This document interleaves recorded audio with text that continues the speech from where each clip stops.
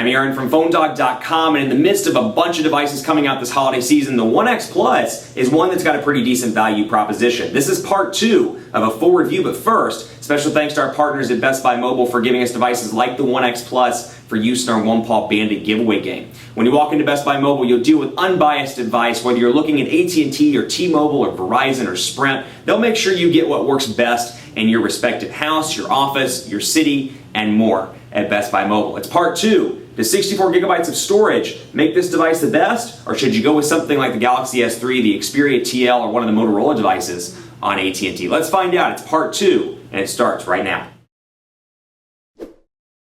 Part 2 of a dogfight video with the HTC One X Plus. This is a great device on AT&T if you're not a fan of the Galaxy S3 or the Note 2 or the Xperia TL or the Lumia series or the 8X series or any of these devices that are coming out this holiday season on AT&T. Take a look at the One X because I think it's really underrated, and I hope that despite not doing a ton of marketing around it, I hope that AT&T and HTC sell quite a few of these because spec for spec, it's got some pretty decent stuff that's worth considering. To give you a recap, 1.7 gigahertz quad-core NVIDIA Tegra 3 processor, 8 megapixel camera with 1080p HD recording, Beats audio, a 2,100 milliamp hour battery, 4G LTE, Android 4.1 with HTC Sense version 4 Plus. You got Jelly Bean, you got a new version of HTC Sense. It's really bringing the HTC One X up into kind of late 2012 specs so it can compete with the S3, to compete with the Note 2 and the Xperia TL and all those different devices that are coming out on the market. HTC kind of needed a flagship device on AT&T to lead it through the holiday season, and here it is. So without further ado, let's take a look at quadrant standard on this device. First of all,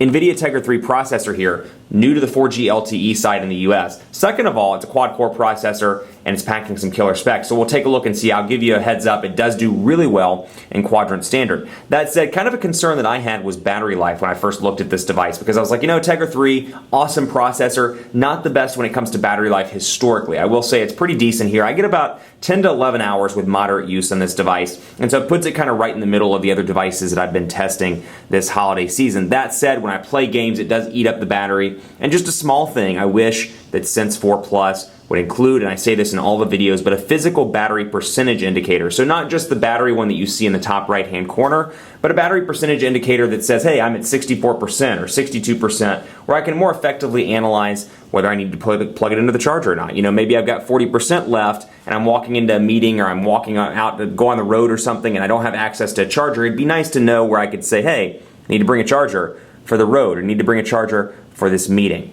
Quadrant standard score is 7,249, so really impressive scores. We're getting into the 7,000 and 8,000 scores here with the Tegra 3s and the Exynos devices that have quad-core processors, or the Exynos quad-core processor, I should say, and then of course the Snapdragon S4 Pro. So we're getting up into these high speeds on quadrant standard. Really impressive here when you consider that, you know, just a year ago or even 6 months ago, we were looking at scores of like 2,000 to about 4,000. So really impressive all around there. And let's take a look at speed test as well on this device, and I should have it downloaded. I set it to download earlier. Let's take a look and see if we can get that. Sorry about that. Speed test was not installed. So I'll take a look here actually on this device for the first time. We'll agree to this and we'll go into tools and change this over. Make sure it's on a Dallas server. Good to go. AT&T's LTE has been really strong in the Dallas Metroplex. Dallas-Fort Worth has no problem with AT&T LTE connectivity. You see speeds like this, about 20 megabits per second. So AT&T is still growing with their LTE network. It's not quite as diverse, city speaking, as Verizon's, nor is it as, actually let's take a look at this, 19.93 megabits per second, 12.50 megabits per second. It's not as diverse in terms of the rollout. That said, it's not as saturated also, so you're seeing speeds that are really fast and they're working well. That said, we'll see what happens in a year. I think AT&T is doing a good job rolling out LTE and building it up as that network pop number increases. So basically what I'm saying is as the network population picks up on LTE, the speeds are going to continue to be good. At least that's my thought with the AT&T 4G LTE network so far based on my testing. So impressive scores there. And I want to jump into the camera here because this is something I loved about the HTC One X and it continues over on the One X Plus. You've got an 8 megapixel camera, 1080p HD recording capabilities, and you got HTC's ImageSense chip. So we'll bring over something, for example, like Verizon Wireless, like a press release here. For example, just to take a look at some of the text, and you can see there it is, focusing in, and I have the same S Pen, or I looked at S Pen and said S Pen. I have the same ImageSense features here as I did before, including this one of my favorites, where I'm just taking repeated pictures, and when I let go, I can find the best picture, as you can see right here. and we can say, oh, you know what, that's the best. That's the best shot. We'll delete the rest of the images right there. So you've got that ability. You also have the ability while you're recording to take still shots. So let's say you're watching a football game or you're at a Cowboys game and you're go Cowboys, woohoo, and you realize you want to take some pictures in addition to your video recording. You can do that on this device. And then you got some nice settings as well over here. Typical stuff: self-timer, aspect and resolution, overall video quality, ISO, white balance. You can change and modify all of that. Turn the flash on and off. And you've got some slow motion video stuff you can do. These are really cool to me. Panorama, group portrait is cool as well, because when I click on group portrait, I can capture the perfect shot. No smile, or no blinking, no smiles, all blinking. No blinking, all smiles, where I can make sure everybody's smiling and looking happy in the picture. So they're bringing some of these great features. HDR's been there, panorama, things like that. Got scene selection as well. I can select between portrait, backlit, and night. So really some new stuff when it comes to camera that makes an already great camera even better. HTC's ImageSense chip is fantastic. I love the camera on this device. If you're looking for something with an exceptional camera, this is going to be a device that goes head-to-head, in my opinion, with the iPhone 5, the Galaxy S3, and the Galaxy Note 2 in many ways, and in some ways it surpasses those. I was amazed at Mobile World Congress when these were announced. The original One series was announced. I continue to be very impressed with the One X. Also, something else I want to cover, this only has 1 GB of RAM.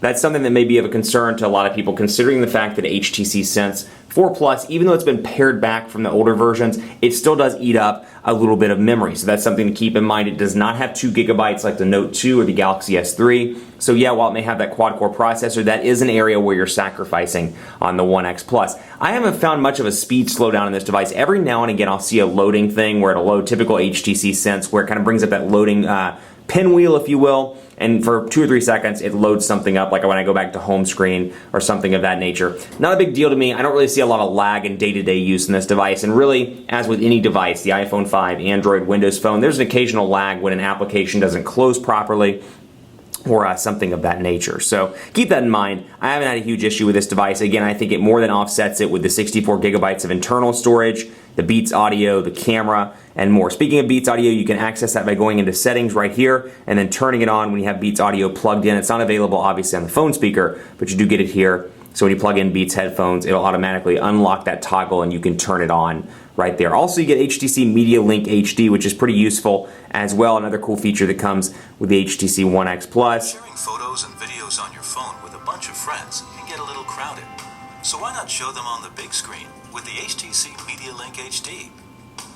Setting it up. And there you go. So you got the Media Link HD. All you have to do is plug it into your TV, and you can use the 3 swipes to send it up to the TV and take a look at your pictures right there. So that's a cool little feature as well. I think they're trying to bring over a connected home kind of environment with the HTC One X Plus, and I think they're doing a decent job at that. I just hope the marketing on the AT&T side, because let's be honest, when it comes to the States, we're very much a carrier-centric place. So when it comes to the States, it's all about the marketing on AT&T side and the marketing on HTC side when it comes to pushing these to consumers. It's all about walking into the retail store. The average mainstream consumer still walks into the retail store to make a device decision.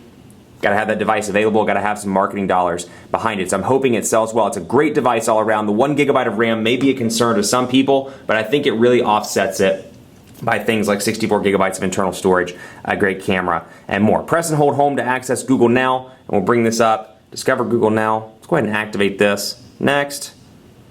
Next. And yes, I am for sure in. Let me pull this away to make sure it doesn't bring up my home address. And perfect, it did not. So here we go. Not that I wouldn't love to have you over, but it did not bring it up. Cards show up here when you need them. You can do your home address. It'll automatically kind of figure out where you live, your daily commute. For example, my office is about 11 miles away from my house. It commutes to, or gives me the estimated commute every single morning. When I look it up, it says 5 minutes delay, 30 minutes delay, 40 minutes delay. With Dallas traffic, you never quite know how long the actual delay is, but you've got weather and more. And then, of course, there's a new version available also. So when you search for a flight, when you bring up a UPS or FedEx tracking number, you've got the features in Google Now to make that happen, and it continues to perform well. So you do get that out of the box with this device. So all in all, I'm really impressed with the One X Plus. I think it's really underrated. Take a look at it in an AT&T store. See if it's the device for you. I think a lot of people are really going to like this device. Great build quality, decent price, and a lot of internal storage, complete with Android 4.1. Keep it locked on PhoneDog.com for more coverage on the HTC One X. Hit me up on Twitter. Let me know what you think of the One X Plus. Are you gunning for that Note 2, gunning for the GS3, gunning for this? Love to hear from you. PhoneDog_Aaron, and on Facebook at Facebook.com/PhoneDogAB. Stay tuned for dogfights with this device and more. It's a wild holiday season, and the fun continues at PhoneDog.com. We'll see you next time.